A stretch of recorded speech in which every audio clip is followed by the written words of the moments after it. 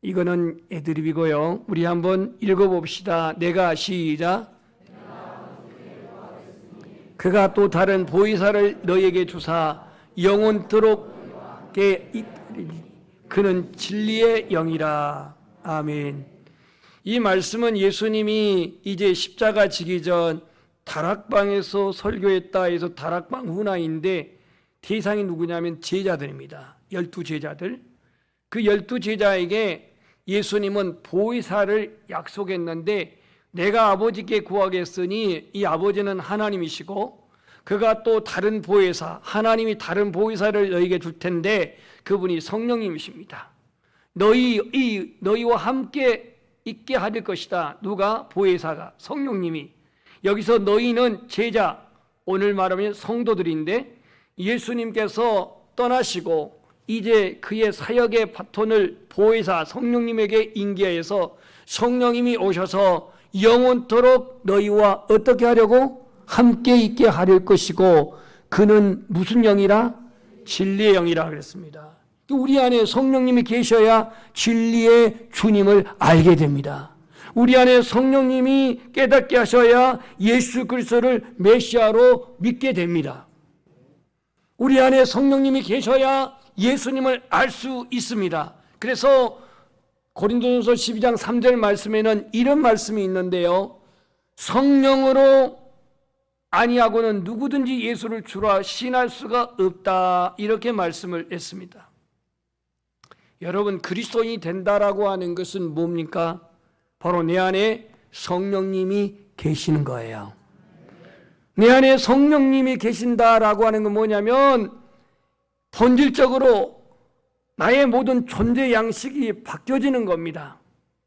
이에 대해서 남서울교회에서 목회하고 있는 화종부 목사님의 얘기가 중심이 예수 그리스도에게로 옮겨지는 것이다 라고 이렇게 말합니다.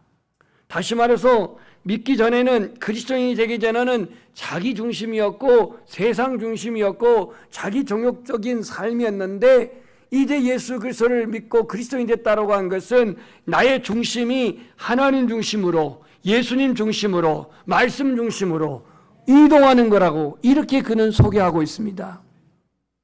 한순간에 완성되는 건 아니지만 자기 안에 자기 중심적인 주장과 아직과 판단과 경험과 이성적인 그런 모든 경험들이 오로지 하나님 중심으로, 말씀 중심으로, 예수님 중심으로 옮겨지는 것이 그리스도인의 삶이라는 거예요. 중심 이동이 일어나야 진정한 회심이고 진정한 중생의 증거란 얘기입니다. 그래서 갈라디아서 2장 20절에 이런 말씀이 있습니다. 갈라디아서 2장 20절에 어떤 말씀이 있냐면 내가 그리스도와 함께 십자가에 못 박혔나니 그런즉 이제는 내가 산 것이 아니요 오직 내 안에 누가 사는 것이라? 그리스도께서 사신 것이다 라고 말씀하는 이 그리스도가 바로 성령이십니다. 예수 그리스도가 보내신 보혜사가 내 안에 계실 때 나는 그리스도인이 되는 것이고 그리스도의 삶을 살아갈 수가 있는 겁니다. 그래서 우리는 성령 안에서 자유라는 오늘 주제인데 이 성령 안에서 살아가기 위한다면 영과 육을 우리는 구별해야 합니다. 왜 자꾸 성경은 우리를 이원론적으로 이렇게 판단하느냐라고 여러분들이 의문을 갖겠지만 이건 사도 바울이 그렇게 나눠놨기 때문에 굳이 여러분들이 불만이 있으면 천국 가서 바울에게 따지세요. 제가 구분을 시켜놓은 게 아닙니다. 오늘 바울이 그렇게 써놨습니다. 오늘 16절을 보세요. 내가 이르노니 너희는 성령을 따라 행하라. 그리하면 육체 욕심을 이루지 아니하리라. 아멘. 자, 이 성령을 따라 행하라고 그랬는데 그러면 성령과 육신이 서로 이 대적관계인 것을 알 수가 있습니다. 대적관계. 소위 말하는 육체의 소욕. 육체의 소욕은 17절에 보니까 성령을 거스린다 그랬어요. 성령을 거스린다. 성령은 육체를 거스린다 그랬어요. 이 둘이 서로 대적한다 그랬어요. 대적관계. 그래서 우리 안에 육과 영을 좀 분별해야 되는데요. 육과 영의 차이가 뭐냐 이거예요. 그래서 오늘 로마서 8장 5절에는 이렇게 말했습니다. 우리 한번 시간 관계에서 그냥 따라서 하겠습니다. 육신을 따르는 자는 육신의 일을, 영을 따르는 자는 영의 일을 생각하나니. 여러분들이요, 잠자면서도 꿈이 있는 것은 잠재의식이 있기 때문에 꿈이 있는 것이고요, 여러분이 아침에 몇 시에 일어나든 간에 눈을 뜨는 순간부터 여러분에게 반드시 지는 게 뭐냐면 생각입니다. 그죠? 지금 여러분 설교를 생각 있게 드십시오. 빨리 끝나라, 빨리 끝나라 이러면 엄청나게 깁니다. 근데 생각이 집중하다 보면 제가 30분 해도 좀 빨리 끝나게 느낄 거예요. 근데 육의 생각은요, 지금 무슨 얘기냐면, 목사님 왜 설교가 길어? 요즘 기도가 부족한가벼. 왜 이렇게 설교가 은혜가 안 돼? 어저께 밤에 뭔 일이 있었는가벼? 이렇게 육의 생각을 할 수가 있습니다. 이 육신의 생각은 타락한 속성이에요. 근데 영의 생각은 거듭난 속성이에요. 여러분 안에는요, 육신의 생각도 있고 영의 생각도 있어요. 이게 서로 공존해요. 타락한 육신의 생각은요, 늘 종일 눈을 뜨면 육신의 일을 생각합니다. 그럼 육신의 생각은 무엇을 기준하냐? 내 생각에서 누굴 만나든지 뭘 보든지 긍정적이지 않아요. 비판적이에요. 판단적이에요. 자아중심적이에요. 그래서 자기가 그 모든 관계의 중심에 놓이지 아니하면 괜히 막 화가 나고 섭섭하고, 그리고 또 분노가 일어납니다. 그래서 자기가 그 사람들의 공동체 중심에 서기 위해서 때로는 자기를 포장하고, 때로는 자기의 그 위선을 숨기고, 때로는 자기 자신을 돋보이기 위해서 그렇게 의의를 드러내는 것을 알 수가 있죠. 전부 다 이게 육의 생각이에요. 주님의 일을 할 때에도요, 내가 하나님을 기쁘시게 할 수가 있는데, 설교를 하다가 보면은 때로 이런 생각됩니다. 내가 이 단어를 구사함으로 어느 특정인이 상처받지 않을까, 시험 들지 않을까. 그래서 굉장히 설교를 하면서도 범인할 때가 많아요. 전부 다 이게 육의 생각입니다. 사도 바울이 뭐라고 했습니까? 내가 하나님을 기쁘시게 하랴, 사람을 기쁘시게 하랴. 내가 사람을 기쁘시게 한다면 하나님의 종이 아니라 그랬습니다. 설교를 할 때에도 때로는 육의 생각이 나를 심해가지고 단어를 구사할 때에 이 문장을 내가 말할 때 어느 특정인이 혹은 상처는 되지 않을까, 시험 들지는 않을까, 이런 생각이 들어요. 그런데 반대로 영의 생각은요, 영의 사람은요, 자기 중심이 아니에요. 언제나 하나님이 중심이에요. 말씀이 중심이에요. 예수 그리스도가 중심이에요. 그래서 이들은 사람 편에 서는 게 아니라 하나님 편에서 생각하고 하나님 편에서 행동해요. 무슨 일을 하든지 어떤 말을 하든지 하나님을 의식하지 사람을 먼저 의식하지 않아요. 내 목적을 위해서 하나님을 이용하지 않습니다. 나의 편으로 끌어들이지 않아요. 영에 속한 사람은 자기의 의를 드러내지 않습니다. 오로지 십자가를 사랑할 뿐입니다. 사람은 생각대로 살아갑니다.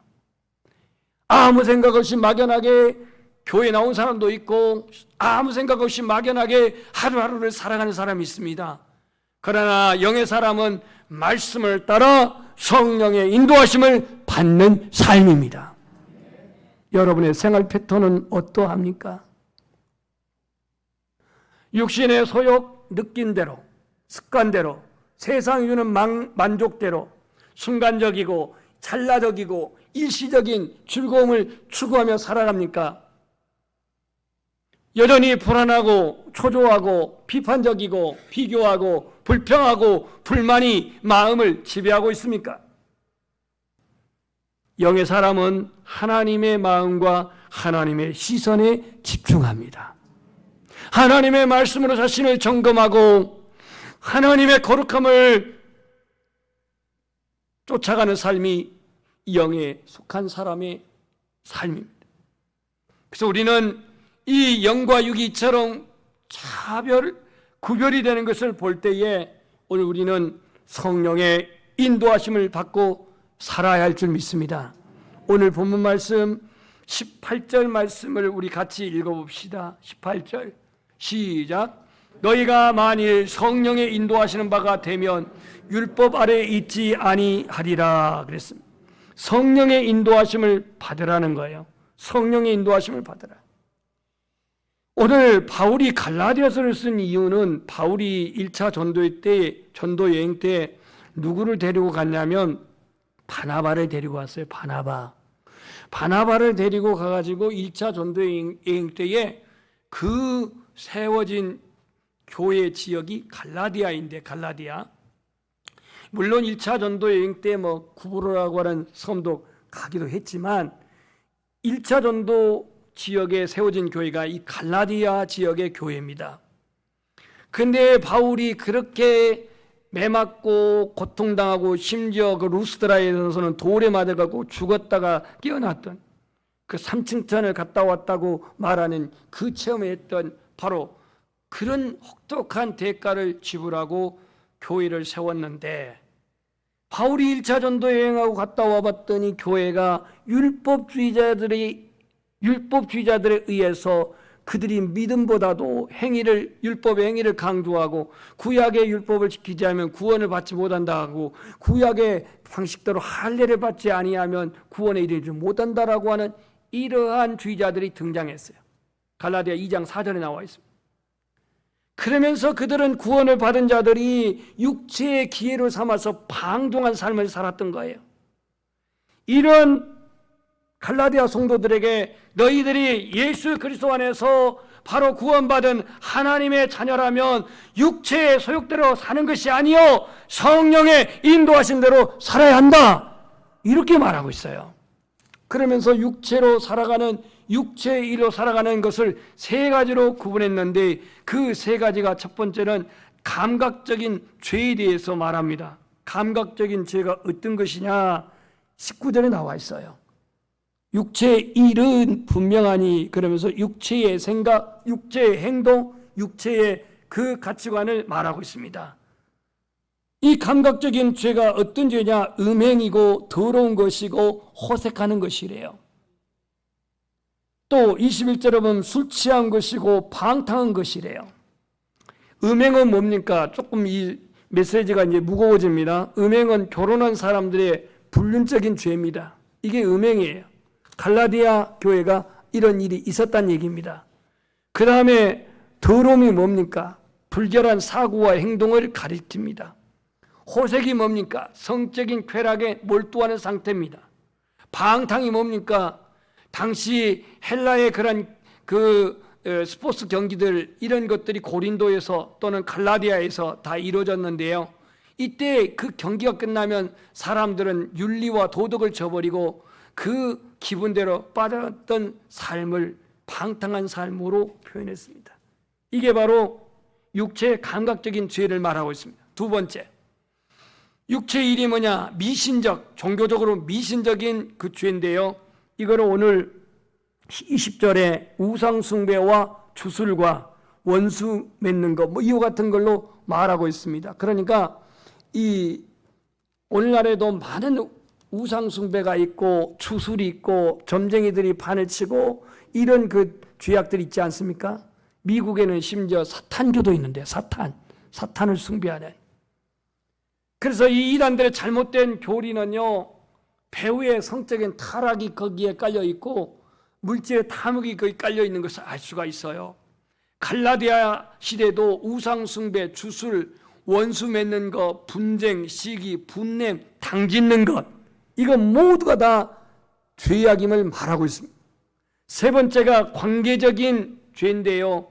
이 관계적인 죄가 뭐냐? 원수 맺는 것, 그 다음에 시기, 남의 소유를 탐내는 것, 분냄, 노용을 억제하지 못하고 폭발하는 것, 당짓는 것, 자기를 위해 파벌을 형성하는 것, 이와 같은 것이 모두 다 육체의 일이라고 19절, 20절, 21절에 말하고 있습니다.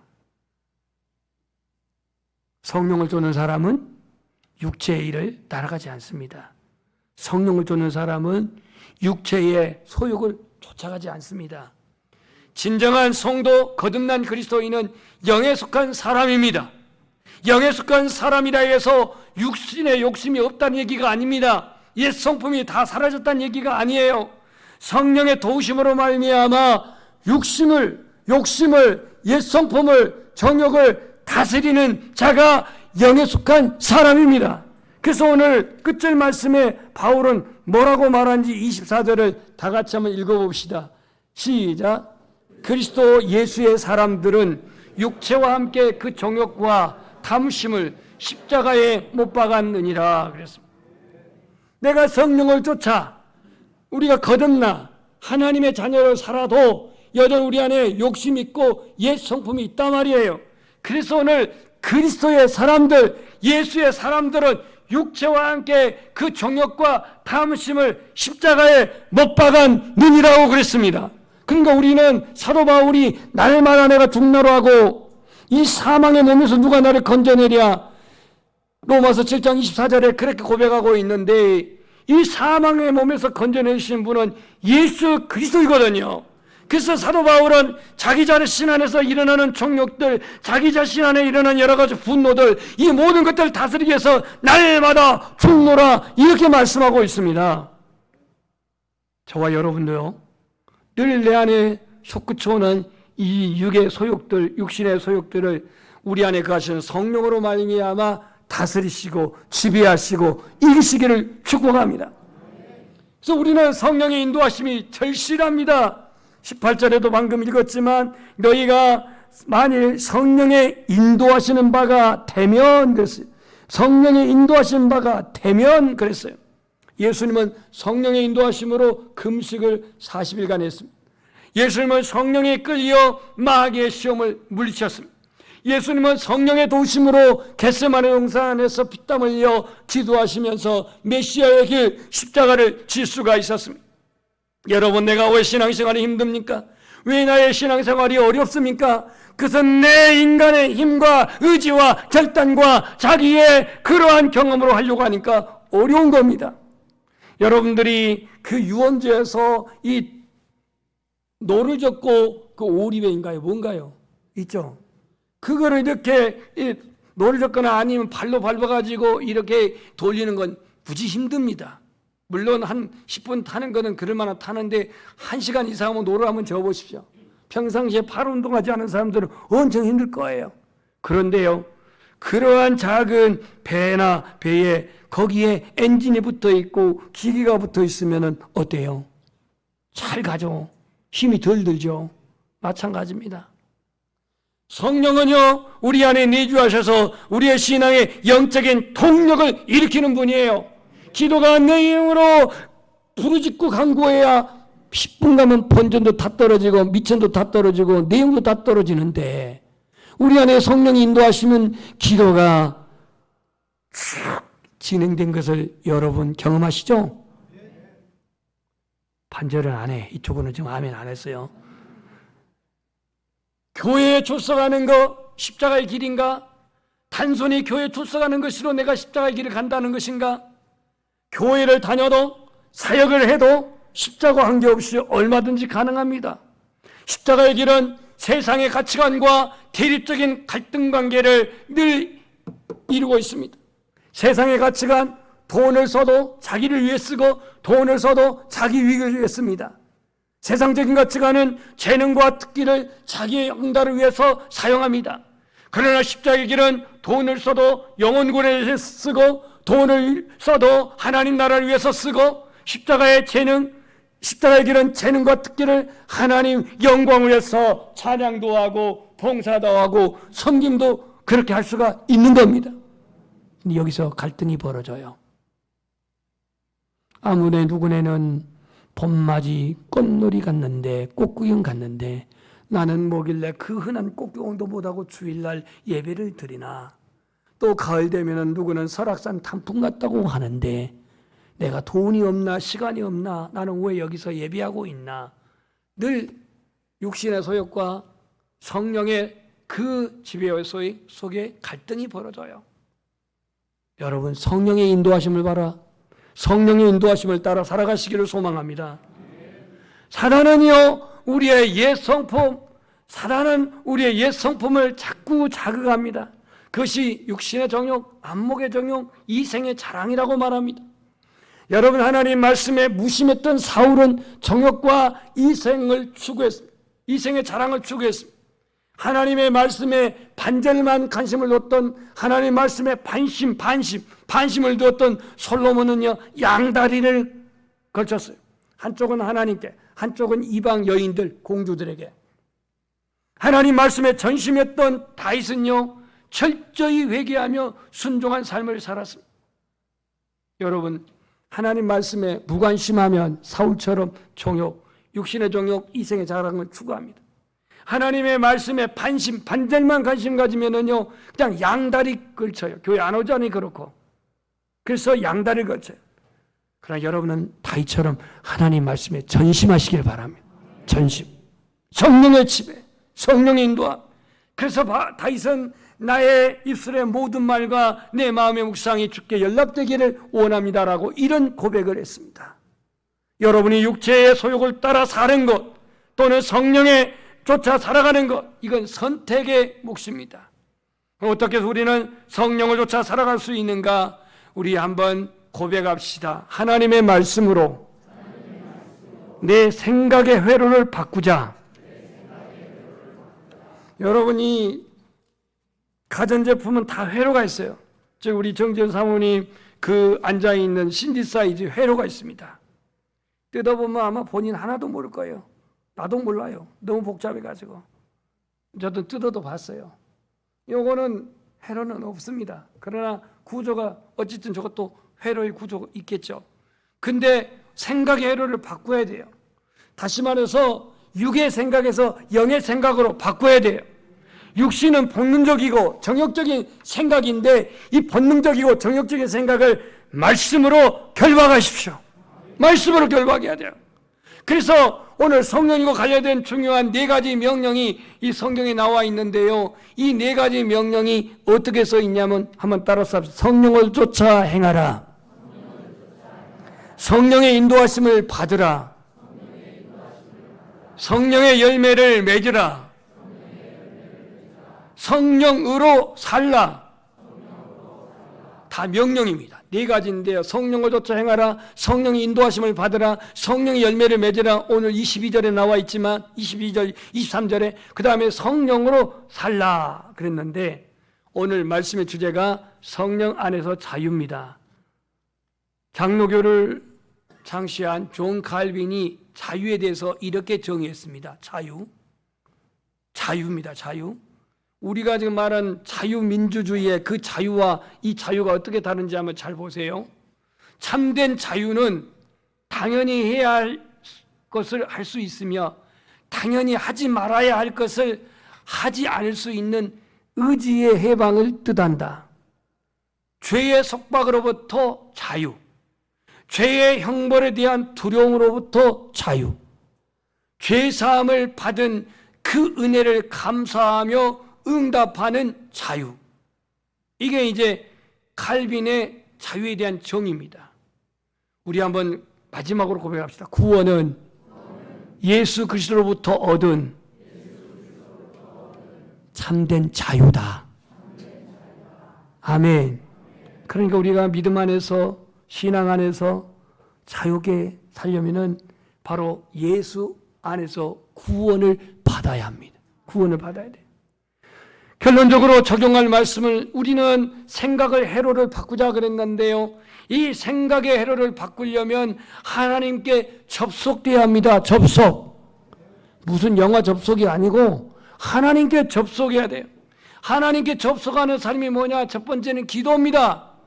기도는 하나님을 기억하는 것이고, 기도는 하나님을 생각하는 것이고, 기도는 하나님을 묵상하는 것이고, 기도는 하나님 앞에 고백하는 것이고, 기도는 하나님을 만나는 것이고, 기도는 하나님을 알아가는 것이고, 기도는 영적인 동력을 얻는 것이고, 결국은 하나님께 접속하는 삶의 그게 뭐냐? 기도라 이거예요.